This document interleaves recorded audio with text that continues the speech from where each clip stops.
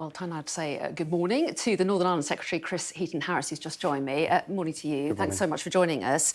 Is your immigration legislation, which was introduced just yesterday, dead on arrival? Robert Jenrick, your own immigration minister and an ally of the Prime Minister, who's supposed to be guiding this through, says it's not going to work and he can't bring himself to back it and he's resigned because of it. Yeah, so yes, it is going to work. And no, it is not dead on arrival, not in the slightest. This is actually the strongest piece of anti-illegal migration legislation this country has ever had. And you know, the premise is that everybody in politics, I think, but I'm not sure about the Labour Party, to be fair, wants to stop the boats, wants to stop that people trafficking across our channel, bringing thousands and thousands of people into our countries. Everybody wants to stop that.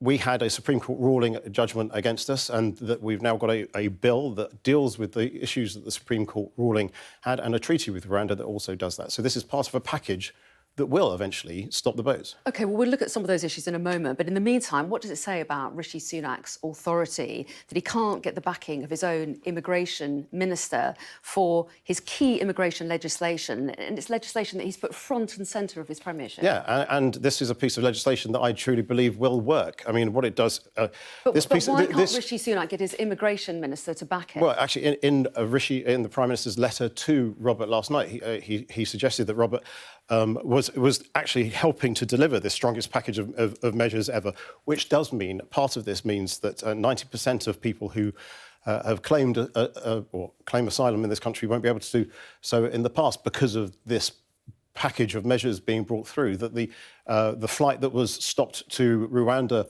last time, 63% of the people on there used elements of the Human Rights Act to say they should be staying in this country. That can no longer be used if this bill becomes an act.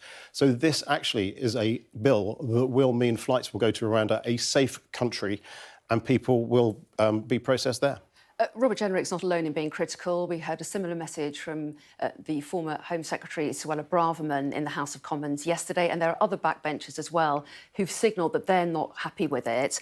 In the meantime, there are also other backbenchers who feel that it doesn't go far enough. So you've got two different wings of the party not happy about it for different reasons.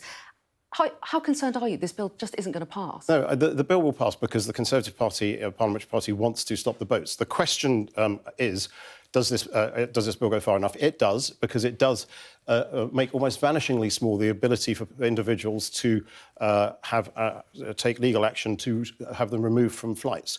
You say vanishingly small? Yes, individuals still can challenge this in the courts, then? Yeah, because you've got to have some rights for people who might say I don't know, maybe they've been misidentified or whatever. But as I've described, you'll no longer be able to use asylum claims. You'll no longer be able to use parts of the Human Rights Act, which was used by 63% of the people who took themselves off the flights last time. A whole host of other things. And I think this is, I mean, not only is it the strongest package of measures in this space that we've ever had, but it's the right package. So if individuals can still challenge their deportation to Rwanda in the courts, you risk having the same issue as before and this being held up by legal action, but lots of this, and stopping people travelling. So if you go into the detail of the bill, it actually describes how that process would happen. And as I say, you will not be able to claim asylum. You will not be able to use elements of the Human Rights Act, which has been used before. This will be most of this will be done within the Home Office itself, and in some elements of this, there is no right to an appeal once an immigration minister has ruled on this. So this is an unbelievably strong package of measures. Some in your party say it's gone too far. They're concerned that this piece of legislation is not compatible with international law. So is it? Yes, it is. Even though on the front of the bill, the Home Secretary says, I'm unable to make a statement that, in my view, the provisions of the safety of the Rwanda Asylum and Immigration Bill are compatible with the Convention rights, but the government nevertheless wishes the House to proceed with the bill. Yeah, it is compatible with our international obligations. OK, and Rishi Sunak did make it clear that the government wasn't pulling out of the European Convention on Human Rights, but he said that was because Rwanda wouldn't have agreed to the treaty with the UK government if they had. Isn't it cause for concern that Rwanda, which is a country with several identified human rights issues, is concerned about our adherence to international law and is the only block on us going any further? I think that actually you're conflating forgive me, but you're conflating a number of things there. And actually it is important that, the European Court of Human Rights and its actions are important to us in many different ways. Times have changed since that essentially came about, but it is actually one of the fundamental principles behind the Belfast Good Friday Agreement. I'm the Northern Ireland Secretary. We've had 25 years of peace based on that agreement. And so it's not the fact that the Rwandan government, they have said what they've said, and Rishi, in his reply to Robert Jenrick last night, said, you know, if we go any further on these matters, then actually Rwanda would probably pull away from this agreement and therefore we'd have nowhere to return people to. But we know these return agreements work. We've signed one with Albania, and people coming to this country are now 90% down since we've done that. So these return agreements work. This is a very good one with a safe country, Rwanda. And now what we need to do is get this expedited through the House of Commons, where we need, and the House of Lords, where we do need the support of Labour to do that in a quick way, so we can stop the boats. Okay. And Labour won't do it. And you're saying there that Rwanda is a safe country, and this legislation states it's a safe country. But as you know, the Supreme Court raised concerns about the safety of Rwanda.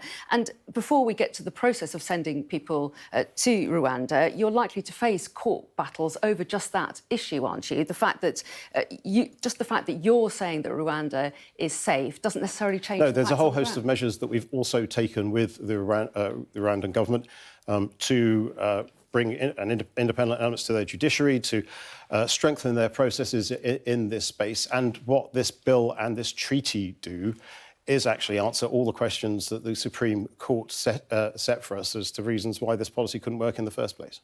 The new bill has its first Commons vote next week. Will it be treated as a matter of confidence in the Prime Minister? Is it that important? Well, I mean, firstly, that's one for the whips. Secondly, I can't see why it would need to be, because I think all Conservatives will vote for it. You don't think that the party is really divided over this policy? The policy of stopping the boats is something that actually does unite the Conservative Party. There's elements in this bill where people would like to go further. You've identified there's also people that say this goes too far. I actually think this bill strikes the right balance. It is a really strong group of measures to try and stop the boats in a completely legal and justifiable way. And I think it will work. OK. Chris Heaton-Harris, we appreciate your time. Thanks very much for coming in. Thank you.